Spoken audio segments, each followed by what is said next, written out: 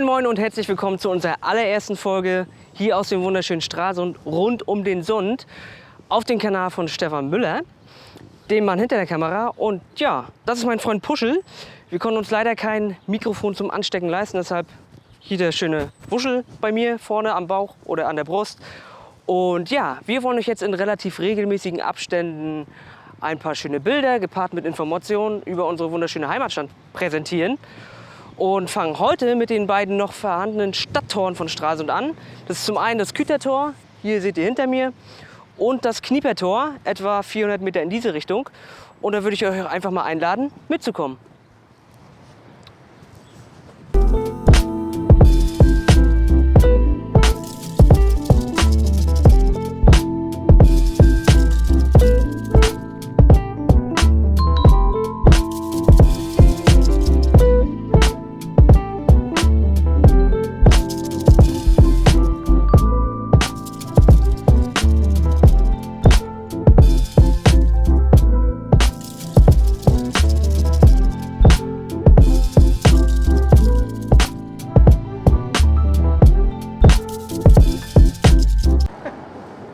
So, wir sind einmal durchs Tor in die Innenstadt rein. Und bevor ich anfange, euch was über das Kütertor zu erzählen, vielleicht noch mal ein paar grundlegende Informationen über die Stadttore insgesamt. Ich habe eingangs erwähnt, es sind noch 2 erhaltene Stadttore. Bedeutet irgendwo auch im Umkehrschluss, dass es mal mehr Tore gab. Und das ist richtig. Stralsund hatte insgesamt 10 Stadttore, die alle Teil der Stralsunder Stadtbefestigung waren. Und diese wurden damals aufgeteilt in sogenannte Land- und Wassertore.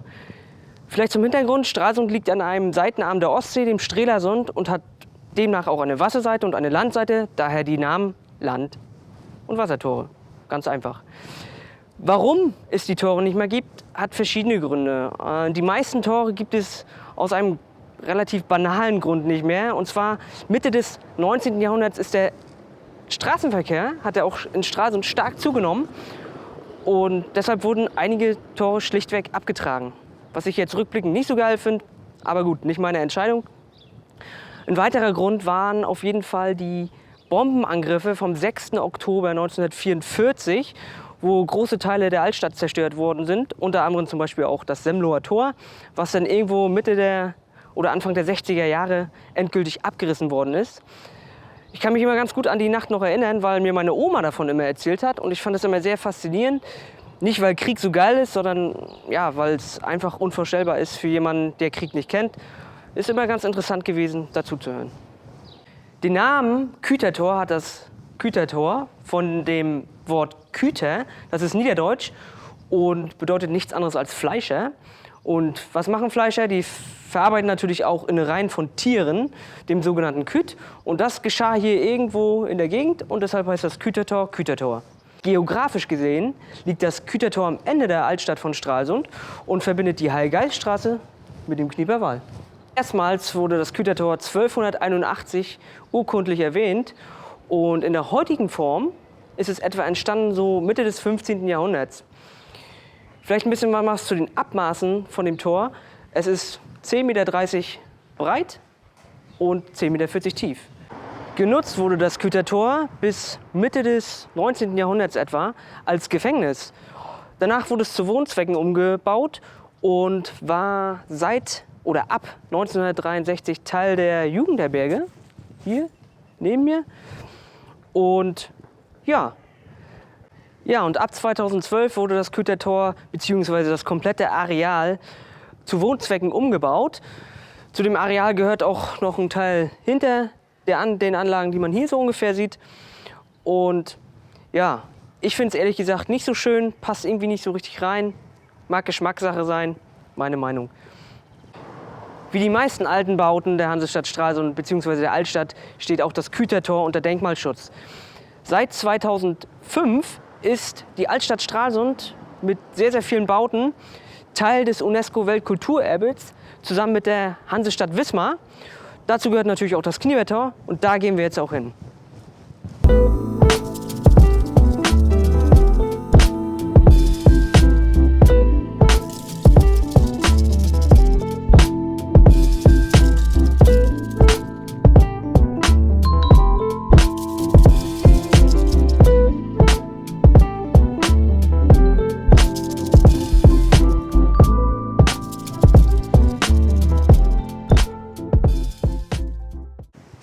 wir sind jetzt beim Kniepertor angekommen.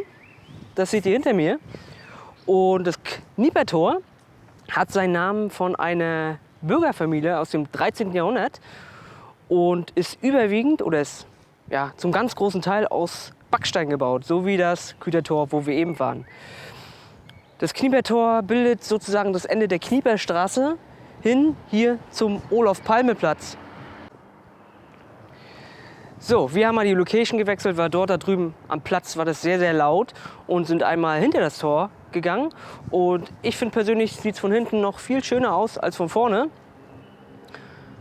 Das Kniepertor wurde 1293 das erste Mal urkundlich erwähnt. In der jetzigen Form, so wie es jetzt hier steht und nach ein paar Umbaumaßnahmen, wurde das Ganze im 15. Jahrhundert fertiggestellt. Das Tor ist etwas breiter als das Kütertor, wo wir eben waren, nämlich 11,50 Meter in etwa und ist aber nicht ganz so tief. In dem Fall ist das Kniepertor nur 8,50 Meter tief. Ich habe euch vorhin die Höhe unterschlagen. Ich muss ehrlich gestehen, vom Kütertor, ich weiß sie eigentlich nicht, aber die Höhe weiß ich. Das Tor ist 20,80 Meter hoch und ja. Das Tor in seiner heutigen Form wurde nach diversen Umbaumaßnahmen im 15. Jahrhundert fertiggestellt. Fast wäre dem Kniepertor das ähnliche Schicksal ereilt, was ich eingangs im Video erwähnt hatte. Nämlich auch so um 1870 rum wurde nämlich diskutiert, auch dieses Tor abzureißen. Und nach ein paar Querelen wurde sich dann zum Glück entschieden, das nicht zu tun, sondern nur in Anführungsstrichen das Nachbarhaus bzw. das äußere Tor und das Torschreiberhaus abzureißen. Der zunehmende Verkehr hat also das Stadtbild von Stralsund Mitte des 19. Jahrhunderts doch sehr geprägt. Ende der 60er Jahre wurde auch das Kniepertor zu Wohnzwecken umgebaut. Ja, und wer es glaubt oder nicht, Stralsund hatte mal eine Straßenbahn und die fuhr bis 1960 hier durch. Leider ist nichts mehr zu sehen, das Ganze wurde mal saniert, die ganzen alten Schienen wurden leider rausgenommen. Und ja, mittlerweile ist das Einzige, was hier noch durchfährt, Fahrräder und natürlich auch Fußgänger, die hier durchspazieren dürfen. Zum Abschluss vielleicht noch mal ein kleines Detail. Hier sieht man noch die alten Halterungen für die Speerketten, die das Tor vor Angreifern geschützt hat. Ja, und das war es auch schon von unserer allerersten Folge rund um den Sund. Für mich ist es auch ein bisschen aufregend gewesen, weil ich habe sowas noch nie gemacht, vor der Kamera gestanden. Ich hoffe, es war halbwegs erträglich. Und wir freuen uns natürlich auch über einen Daumen nach oben. Und ganz wichtig natürlich für uns, weil es das erste Mal war, schreibt uns doch einfach mal in die Kommentare, was euch gefallen hat, was euch vielleicht nicht gefallen hat, was ihr euch vielleicht zukünftig wünscht, über was wir mal einen Film machen sollen hier bei uns in Stralsund oder auch in der Umgebung. Ganz wichtig natürlich auch, lasst definitiv ein Abo da für den jungen Mann hinter der Kamera, der das ganze Equipment tragen muss, der es noch alles schneiden muss und so weiter. Ich bin nämlich fertig, die ganze Arbeit hat er nämlich und ja, der hat sehr viel Talent und sowas soll natürlich auch belohnt werden. Also über ein Abo freut er sich auf jeden Fall. Dann bedanke ich mich bei euch fürs Zusehen und auch Zuhören. Und ja, ich bin raus, bleibt alle gesund, reingehauen. Ciao.